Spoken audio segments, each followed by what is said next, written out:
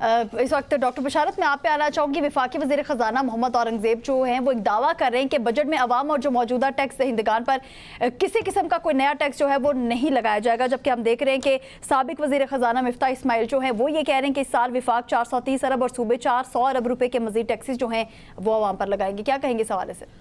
دیکھیے، عوام پر پہلے ہی اتنا ٹیکس لگا دیا گیا اور انڈائریکٹ ٹیکسز اتنے زیادہ ہیں کہ اگر یہ نہیں بھی لگائیں گے تو میں تو یہ کہتا ہوں یہی وزیر خزانہ صاحب جو کہ انہوں نے باہر سے امپورٹ کیے تھے، انہوں نے دودھ کا ڈبہ جو کہ ایک ڈبے کے اوپر ایک کارٹن پہ جس میں کہ 12 لیٹر ہوتے ہیں 1000 روپے بڑھایا تھا لاسٹ بجٹ میں.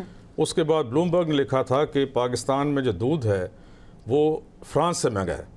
تو جب آپ دودھ چھین لیں گے، آٹا چھین لیں گے، آٹا جیسے مشرف صاحب گئے ہیں تو 13 روپے کلو تھا، اب 170 روپے کلو ہے. آپ آٹا چھین لیں گے، روٹی چھین لیں گے، جب روٹی چھین لیں گے اس سے آٹا چھین لیں گے، اس کے بچوں سے دودھ چھین لیں گے، پھر آپ کہیں گے کہ ان کی سٹنٹڈ گروتھ کیوں ہو رہی ہے، یہ بچوں کی جو ہے نگہداشت کیوں نہیں، ان کا دماغ کیوں نہیں پڑا، نہ انہیں پروٹین مل رہی ہے، نہ انہیں کیلشیم مل رہا ہے جو دودھ سے ملتا ہے.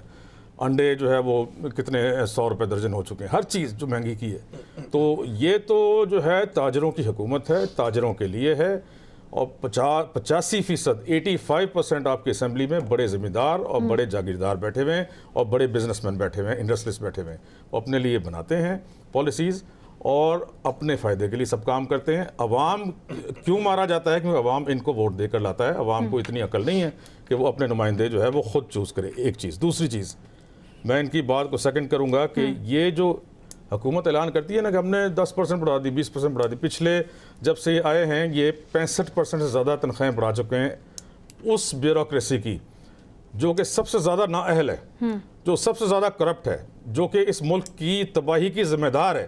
اس کی تنخواہیں 65% بڑھا چکے ہیں اور اب 10% کا اور اعلان ہونے جا رہا ہے. ممبران پارلیمنٹ شامل، ڈاکٹر صاحب، اور ججز بھی شامل ہیں، سب شامل ہیں. دیکھیں اب میں ججز تک تو نہیں جاؤں گا، میں توہین عدالت نہیں کروں گا، لیکن یہ ہے کہ میں جو بیوروکریسی ہے زیادہ وہ اس میں بالکل شامل ہے. اور جو سب سے نااہل طبقہ ہے اس کو 65% ریلیف دیا گیا ہے، 65% تنخواہیں اس کی بڑھائی گئی ہیں. دوسری بات، آپ کی ملٹری کتنی ہے؟ 7 لاکھ. آپ کے جو فیڈرل ملازمین ہیں 10 لاکھ بھی نہیں ہیں.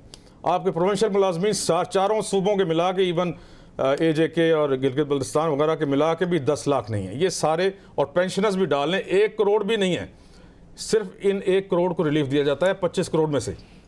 وہ جو 24 کروڑ عوام ہے اس کا نام ہی نہیں لیا جاتا. اس کو صرف مہنگائی ملتی ہے. ہر بجٹ سے مہنگائی میں جو ہے کم سے کم 35 سے 40% اضافہ ہوتا ہے آرام سے.